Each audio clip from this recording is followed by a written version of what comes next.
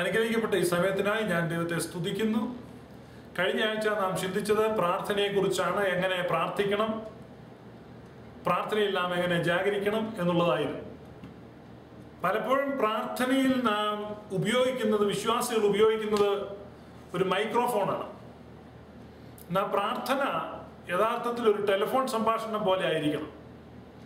Microphone ഉപയോഗിച്ച് സംസാരിക്കുന്ന ഒരാൾ അങ്ങോട്ട് മാത്രമേ സംസാരിക്കുന്നുള്ളൂ, തിരിച്ചതിൽ കൂടെ ഒന്നും കേൾക്കുന്നില്ല. നിർഭാഗ്യവശാൽ ഒരുപാട് വിശ്വാസികൾ മൈക്രോഫോണാണ് പ്രാർത്ഥനയിൽ ഉപയോഗിക്കുന്നത്. അപ്പൊ ടെലിഫോൺ ഉപയോഗിച്ച് വേണം പ്രാർത്ഥിക്കുവാൻ എന്ന് പറഞ്ഞാൽ, പ്രാർത്ഥിക്കുവാൻ നാം സംസാരിക്കുന്ന അത്ര സമയമോ അതിലധികം സമയമോ ദൈവത്തെ ശ്രവിക്കുവാനായി വേർതിരിക്കുന്നത് കൂടെയാണ് പ്രാർത്ഥന. അപ്പോൾ പ്രാർത്ഥന എന്നാൽ സംസാരിക്കുന്നത് മാത്രമല്ല, ശ്രവിക്കുന്നത് കൂടെയാണ്. പ്രാർത്ഥനയിൽ നാം എങ്ങനെയാണ് പോരാടേണ്ടതെന്ന് നാം കഴിഞ്ഞ ആഴ്ച ചിന്തിച്ചു. എന്നാൽ പ്രാർത്ഥിക്കുമ്പോൾ ദൈവം നമ്മോട് സംസാരിക്കും. പലപ്പോഴും ദൈവത്തിന്റെ സ്വരം കേൾക്കുവാൻ നാം മറ്റു മനുഷ്യരെ ആശ്രയിക്കാറുണ്ട്. എന്നാൽ ഓരോ വ്യക്തികളോടും പുതിയ നിയമത്തിൽ, പുതിയ ഉടമ്പടി അതാണ്, ഓരോരുത്തരോടും ദൈവം സംസാരിക്കും. എബ്രായ ലേഖനം 8-ാം അധ്യായം 11-ാമത്തെ വാക്യത്തിൽ അവർ ആബാലവൃദ്ധം ദൈവത്താൽ ഉപദേശിക്കപ്പെട്ടവരാകുമെന്നും അവരിൽ ആരും താന്റെ കൂട്ടുകാരനെ ദൈവത്തെ അറിയുക എന്ന് പറയേണ്ടി വരികയില്ല എന്നും പറയുന്നു. ഓരോരുത്തരോടും സംസാരിക്കുവാൻ ദൈവം ആഗ്രഹിക്കുന്നു. പുതിയ ഉടമ്പടിയുടെ കീഴിലായിരിക്കുന്ന ഓരോ വ്യക്തികളോട് സംസാരിക്കുവാൻ, വ്യക്തിപരമായി സംസാരിക്കുവാനാണ് ദൈവം താല്പര്യപ്പെടുന്നത്. മറ്റൊരു മധ്യസ്ഥനിലൂടെ. അപ്പോസ്തല പ്രവർത്തനങ്ങളുടെ പുസ്തകം 27-ാം അധ്യായം 25-ാമത്തെ വാക്യം, അപ്പോസ്തലനായ പൗലോസിന്റെ ഒരു പ്രസ്താവന നാം അവിടെ ഇങ്ങനെ വായിക്കുന്നു. അതുകൊണ്ട് പുരുഷന്മാരെ ധൈര്യത്തോടിരിപ്പി, എന്നോട് അരുളി ചെയ്തതുപോലെ തന്നെ സംഭവിക്കുമെന്ന് ഞാൻ ദൈവത്തെ വിശ്വസിക്കുന്നു. അതുകൊണ്ട് പുരുഷന്മാരെ ധൈര്യത്തോടിരിപ്പി, എന്നോട് അരുളി ചെയ്തതുപോലെ തന്നെ സംഭവിക്കുമെന്ന് ഞാൻ ദൈവത്തിൽ വിശ്വസിക്കുന്നു. ഇതിന്റെ പശ്ചാത്തലം ഞാൻ പറയുന്നില്ല, കാരണം അത് നിങ്ങൾ വായിക്കുമ്പോൾ നിങ്ങൾ നഷ്ടപ്പെട്ടു. 276 പേർ യാത്ര ചെയ്യുന്നൊരു കപ്പൽ 14 ദിവസമായി സൂര്യനെയോ ചന്ദ്രനെയോ നക്ഷത്രങ്ങളെയോ കാണാതെ, ദിക്കറിയാതെ കപ്പലിന്റെ പായ പറന്നുപോയി.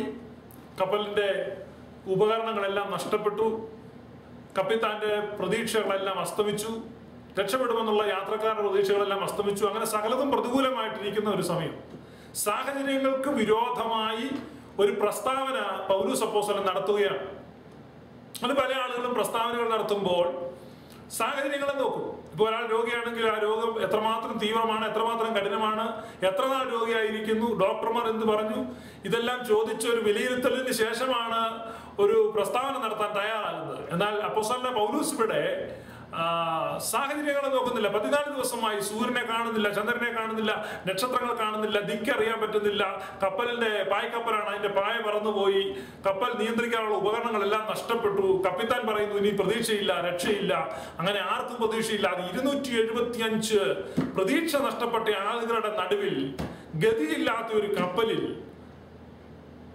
ലക്ഷ്യമില്ലാത്ത ഒരു സ്ഥലത്ത്, നടുക്കടലിൽ നിന്നുകൊണ്ട്, കാറ്റിന്റെയും കോളിന്റെയും മധ്യത്തിൽ നിന്നുകൊണ്ട് അപ്പോസ്തലനായ പൗലോസ് പറയുകയാണ്, നിങ്ങളിൽ ആരുടെയും ഒരു തലമുടി പോലും നഷ്ടം ആവുകയില്ല. നിങ്ങളിൽ ആരുടെയും, നമ്മൾ എങ്ങനെയെങ്കിലും രക്ഷപ്പെടുമെന്നല്ല പൗലോസോട് പറയുന്നത്. സാധാരണ ബുദ്ധിയിൽ വിശ്വസിക്കാൻ കഴിയാത്ത കാര്യം പറയുന്നു. നിങ്ങളിൽ ആരുടെയും ഒരു തലമുടി പോലും നഷ്ടമാവുകയില്ല. എന്നോട് അരുളി ചെയ്തതുപോലെ തന്നെ, എന്റെ ദൈവം എന്നോട് അരുളി ചെയ്തതുപോലെ തന്നെ.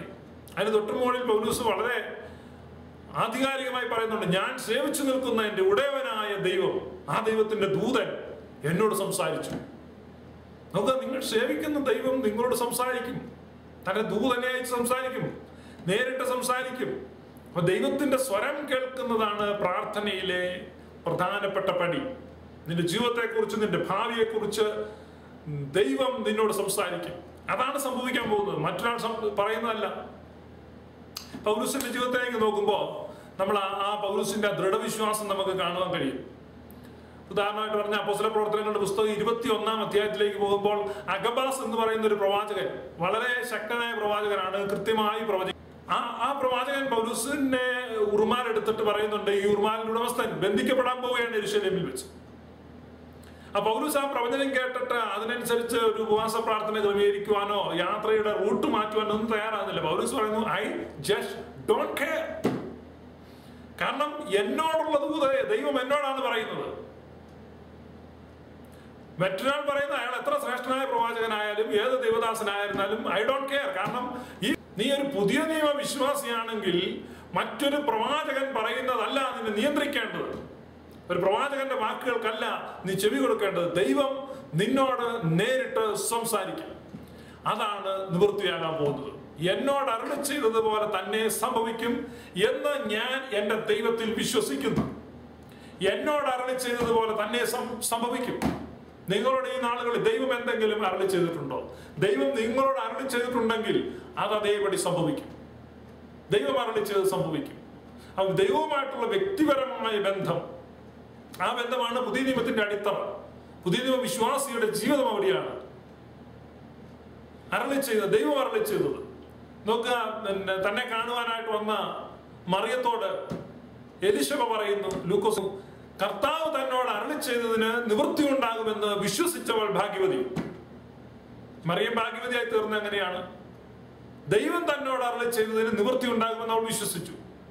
ദൈവം നിന്നോട് എന്തെങ്കിലും അരുളി ചെയ്തിട്ടുണ്ടെങ്കിൽ അസാധ്യതകളായിരിക്കാം, യാതൊരു സാധ്യതയുമില്ലായിരിക്കും അത് നടക്കാൻ. ലോകപ്രകാരം സാധ്യതയില്ല, സകലതും പ്രതികൂലം, നടക്കുമെന്ന് തോന്നുന്നില്ല. പക്ഷേ ദൈവം അരുളി ചെയ്തതാണെങ്കിൽ അത് സംഭവിക്കും. ഇന്ന് ധൈര്യപ്പെടുക. പൗലൂസിനോട് ചേർന്ന് നമുക്ക് പറയാം, എന്നോട് ദൈവം അരുളി ചെയ്തത് സംഭവിക്കും എന്ന് ഞാൻ എൻ്റെ ദൈവത്തിൽ വിശ്വസിക്കുന്നു.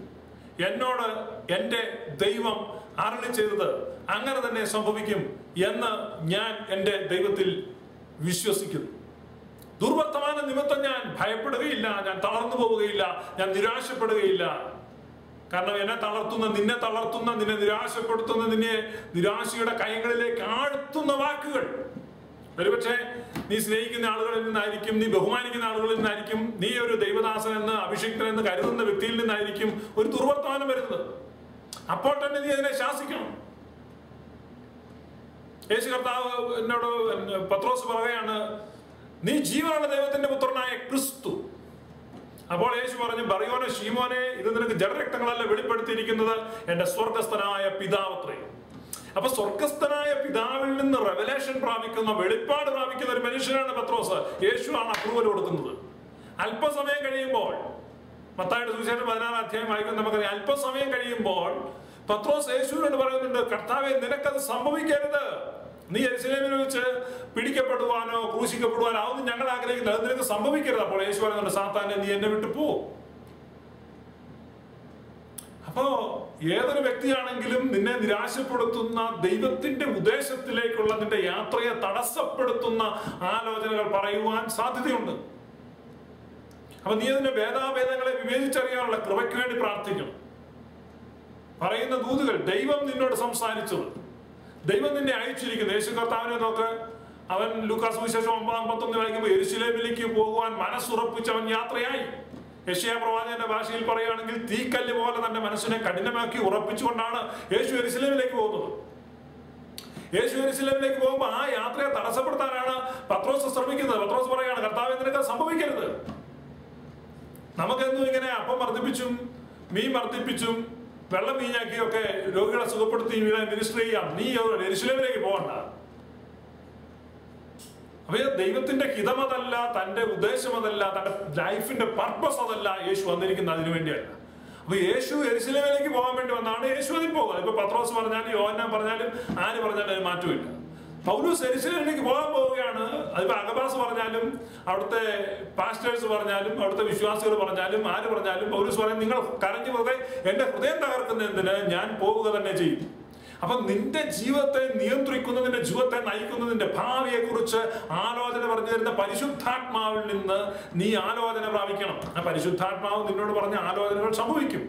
അത് ആരെന്ത് പറഞ്ഞാലും, ആരെത്ര എതിര് പറഞ്ഞാലും, ആര് തടസ്സങ്ങൾ പറഞ്ഞാലും, ആരെന്തെല്ലാം ശാപവാക്കുകൾ പറഞ്ഞാലും, നിരാശപ്പെടുത്തുന്ന വാക്കുകൾ പറഞ്ഞാലും, തളർത്തുന്ന വാക്കുകൾ പറഞ്ഞാലും ഒന്നും ദൈവത്തിന്റെ ഹിതം നിറവേറാതെ പോവുകയില്ല. അതുകൊണ്ട് ഇന്ന് പൗലൂസിനോട് ചേർന്ന് പറയുക, എന്നോട് എന്റെ ദൈവം അരുളി ചെയ്തതുപോലെ തന്നെ സംഭവിക്കും എന്ന് ഞാൻ എന്റെ ദൈവത്തിൽ വിശ്വസിക്കുന്നു. 91 സങ്കീർത്തനം വായിക്കുക. 91 സങ്കീർത്തനത്തിൽ വായിക്കുന്നത്, അത്യുന്നതന്റെ മറവിൽ വസിക്കുകയും സർവശക്തന്റെ നിഴലിൻ കീഴിൽ പാർക്കുകയും ചെയ്യുന്ന മനുഷ്യൻ. ഒത്തിരി ആളുകൾ ദൈവാലയം വിട്ടുപിരിയാതെ ഉപവാസത്തോടും പ്രാർത്ഥനയോടും കാലം കഴിച്ച ഹന്നയെ പോലെ, ദൈവത്തിന്റെ ആത്മാവ് ആരുടെ മേൽ വസിച്ചു ആ ശിമയോനെ പോലെ വെള്ളയുടുപ്പ് ധരിച്ചുകൊണ്ട് കുഞ്ഞാടിനെ അനുഗമിക്കുന്ന കൂട്ടത്തെ പോലെ നമുക്ക് കർത്താവിനോട് എപ്പോഴും ക്ലോസ് ആയിട്ടിരുന്ന് കർത്താവിന്റെ ആലോചനകളെ പ്രാപിക്കുന്ന, കർത്താവിന്റെ മാറോട് ചാരിയിരുന്ന യോഹന്നാനെ പോലെ ദൈവത്തിന്റെ ഹൃദയത്തിന്റെ തുടിപ്പറിയുന്നവരായി, ദൈവത്തിന്റെ ഹിതമറിയുന്നവരായി, ദൈവത്തിൽ നിന്ന് ആലോചന പ്രാപിക്കുന്നവരായി, ദൈവസ്വരം കേൾക്കുന്നവരായി അങ്ങനെ നിൽക്കുന്ന ഒരു വ്യക്തി അവൻ എന്താ പറയുന്നത്? അവൻ പറയുന്ന എന്താണെന്ന് പറഞ്ഞാൽ അവൻ എന്റെ സങ്കേതവും കോട്ടയും ഞാൻ ആശ്രയിക്കുന്ന എന്റെ ദൈവവും എന്ന് പറയുന്നു. അവൻ എന്റെ സങ്കേതവും കോട്ടയും ഞാൻ ആശ്രയിക്കുന്ന എന്റെ ദൈവവും എന്ന് പറയുന്നു. ഇതാണ് കൺഫെഷൻ, ഇതാണ് ഏറ്റുപറച്ചിൽ. ഈ അടുത്ത കാലത്ത് ആരോ പറയുന്നത് കേട്ടു, ചില ആളുകൾ പ്രസംഗത്തിൽ എന്റെ ദൈവം എന്റെ യേശു എന്ന് പറയുന്നത് തെറ്റാണെന്ന്. പക്ഷെ ഞാൻ എപ്പോഴും അങ്ങനെ പറയുന്നത്, ഞാൻ പറയും എന്റെ ദൈവം. ബൈബിൾ പറയുന്നത് അങ്ങനെയാണ്. സാധാരണ ആളുകൾ പറയും നമ്മുടെ വാഴ്ത്തപ്പെട്ട കർത്താവ് എന്ന് പറയണമെന്ന് അത്രേ. ഒരാൾ പറയുന്നത് നമ്മുടെ കർത്താവ് എന്ന് പറയണം. ഇപ്പൊ ചില ആളുകൾ ഉപദേശമായിട്ട് കിടക്കുകയാണ്, എന്റെ യേശു എന്ന് പറയും. എന്റെ യേശു എന്ന് പറയുന്നത് എനിക്കിഷ്ടമാണ്, അങ്ങനെ വേണം പറയുവാൻ. അതൊരു ധൈര്യമാണ്, അതൊരു പ്രാഗൽഭ്യമാണ്, അതൊരു ബന്ധമാണ്. എന്റെ അപ്പൻ എന്നാ പറയുന്നത്, അല്ല നമ്മുടെ അപ്പനും നാട്ടുകാരെല്ലാം കൂടെ അപ്പനും അല്ല പറയുന്നു. അപ്പൊ ഒരാൾ പറയുന്നു എന്റെ യേശു എന്ന് പറയുന്നത് തെറ്റാണ്. അപ്പൊ അത് കേട്ടോണ്ട് ആളുകൾ ഏറ്റു പറയുന്നത് എന്റെ യേശു എന്ന് പറയുന്നത് തെറ്റാണ്, നമ്മുടെ യേശു എന്ന് വേണം പറയും. പക്ഷെ എന്റെ അത്യുന്നതന്റെ മറവിൽ വസിക്കുന്ന അനുഭവം ഉണ്ടെങ്കിൽ, സർവശക്തന്റെ നിഴലിൻ കീഴിൽ പാർക്കുന്ന അനുഭവം ഉണ്ടെങ്കിൽ, അവൻ പറയുന്നത് എന്റെ ദൈവം എന്നായിരിക്കും, എന്റെ യേശു എന്നായിരിക്കും. അതത്രേ തിരുവെഴുത്ത് പറയുന്നത്. അതാണ് കൺഫെഷൻ. അവൻ എന്റെ ദൈവവും ഞാൻ ആശ്രയിക്കുന്ന എന്റെ ദൈവം, എന്റെ സങ്കേതം, എന്റെ കോട്ട, എന്റെ ഔഷധം, എന്റെ ആശ്വാസപ്രദൻ, എന്റെ വൈദ്യൻ, എന്റെ ഗുരു, എന്റെ രക്ഷിതാവ്, എന്റെ യേശു എന്ന് ചേർന്ന് പറയാൻ കഴിയണം. അപ്പോസ്തലനായ പൗലോസ് പറയുന്നു, ഞാൻ സേവിച്ചു നിൽക്കുന്ന എന്റെ ദൈവത്തിന്റെ ദൂതൻ എന്നോട് അരുളി ചെയ്തിരിക്കുന്നു. എന്റെ ദൈവം എന്നോട് അരുളി ചെയ്തതുപോലെ തന്നെ സംഭവിക്കും എന്ന് ഞാൻ എന്റെ ദൈവത്തിൽ വിശ്വസിക്കുന്നു. അത്യുന്നതന്റെ മറവിൽ വസിക്കുകയും സർവശക്തന്റെ നിഴലിൻ കീഴിൽ പാർക്കുകയും ചെയ്യുന്നു പറയുന്നു. അവൻ എന്റെ ദൈവം, അവൻ എന്റെ സങ്കേതം, അവൻ ഞാൻ ആശ്രയിക്കുന്ന എന്റെ കോട്ടയാണ്, അവൻ എന്റെ പരിചയമാണ്. സങ്കീർത്തനങ്ങളുടനീളം ദാവീദ് അങ്ങനെ പറയുന്നു, യഹോവേ നീ എന്റെ പരിചയമാകുന്നു, നീ എന്റെ കോട്ടയാകുന്നു. അല്ല നീ നാട്ടുകാരുടെ എല്ലാം കോട്ടയാകുന്നു, ആരാണ്ടയുടെ എല്ലാം ബന്ധുവാകുന്നു, ഇങ്ങനെയൊന്നല്ല പറയുന്നത്. അത് ഉറപ്പില്ലായ്ക കൊണ്ടാണ്. മറിയ യോസഫും യെരുശലേമിന് പോകുമ്പോൾ യേശു സഹയാത്രിക്കാരുടെ കൂടെ കാണുമെന്ന് കരുതി അവർ യാത്ര പുറപ്പെട്ടു. ഒരു ദിവസം അവർ യേശുവിനെ കൂടാതെ യാത്ര ചെയ്തു എന്നാണ് വായിക്കുന്നത്. അപ്പൊ അവർ ചിന്തിച്ചു യേശു ആരുടെയെങ്കിലും കൂടെ കാണും, സഹയാത്രക്കാരുടെ കൂടെ കാണുമെന്ന് കരുതി. പക്ഷെ സഹയാത്രക്കാരുടെ കൂടെ ഇല്ലായിരുന്നു. ഇന്ന് അനേക ആളുകളുടെ വിശ്വാസ ജീവിതം അങ്ങനെയാണ്. യേശു ആരുടെയും ഒക്കെ കൂടെ കാണുമെന്ന വിചാരം. യേശു തന്റെ കൂടെ ഇല്ലെന്ന് എല്ലാവർക്കും ഉറപ്പാണ്. കാരണം ഒരു ബന്ധവുമില്ല, ഒരു ലക്ഷണവും ഇല്ല. അതുകൊണ്ട് പിന്നീട് വിചാരം ഒരുപക്ഷെ നീ കൂട്ടായ്മയ്ക്ക് പോകുന്ന ആ ലീഡറുടെ കൂടെ കാണും, അല്ലെ അദ്ദേഹത്തിന്റെ ഭാര്യ, അദ്ദേഹത്തിന്റെ കൂടെ ഇല്ലെങ്കിലും ഉറപ്പായിട്ട് അദ്ദേഹത്തിന്റെ അമ്മാമ്മയുടെ കൂടെ കാണും, അല്ലെ ഭാര്യയുടെ കൂടെ കാണും, അല്ലെ സഭയെ പ്രാർത്ഥിക്കാൻ വന്ന പ്രവാചകന്റെ കൂടെ കാണും.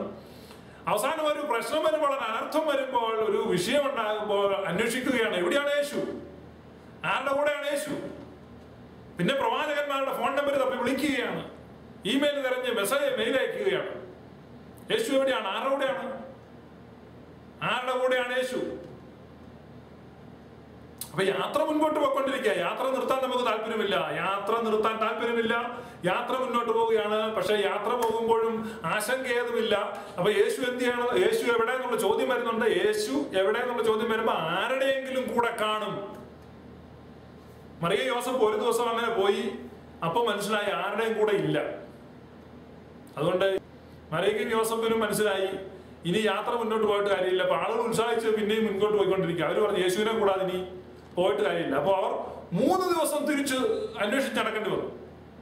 യേശുവിനെ കൂടാതെ ഒരു ദിവസമാണ് അവർ യാത്ര ചെയ്തത്. പക്ഷെ 3 ദിവസം തിരിച്ച് അന്വേഷിച്ചപ്പോഴാണ് യേശുവിനെ അവർക്ക് കിട്ടിയത്. അതുകൊണ്ട് യേശുവിനെ കൂടാതെ യാത്ര ചെയ്ത് മുൻപോട്ട് പോയി കഴിഞ്ഞാൽ ഒരുപക്ഷെ നാം 3 മടങ്ങ് തിരിച്ചു പോകേണ്ടി വരും കർത്താവിനെ കണ്ടെത്തുവാൻ. അതുകൊണ്ട് കർത്താവിനെ കണ്ടെത്തിയാൽ അവനിൽ സന്തോഷിച്ച് അവനിൽ നിന്നുള്ള വാക്കുകളെ കേട്ട് അവനോട് ചേർന്ന് നടക്കുക. അവൻ നിന്നോട് സംസാരിക്കും. അപ്പോൾ നീ പറയണം, അവൻ എൻ്റെ ദൈവവും ഞാൻ ആശ്രയിക്കുന്ന എൻ്റെ സങ്കേതവും എൻ്റെ കോട്ടയും എൻ്റെ പരിചയം എൻ്റെ കൊമ്പ് ഉയർത്തുന്നവനും ആകും. എൻ്റെ ദൈവം എന്നോട് അർപ്പിച്ചതുപോലെ സംഭവിക്കും എന്ന് ഞാൻ എൻ്റെ ദൈവത്തിൽ വിശ്വസിക്കുന്നു.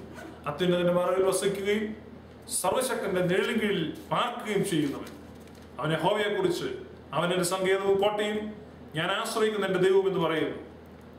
അവൻ എന്നെ വേട്ടക്കാരന്റെ കെണിയിൽ നിന്നും നാശകരമായ മഹാമാരിയിൽ നിന്നും വിടുവിക്കും. അവൻ തന്റെ തൂവലുകൾ കൊണ്ട് എന്നെ മറയ്ക്കും. ഈ കൺഫെഷൻ ഏറ്റുപറച്ചിൽ ആയിരിക്കട്ടെ നമ്മുടെ ജീവിതത്തിന്റെ ആധാരം. ദൈവം നിങ്ങളെ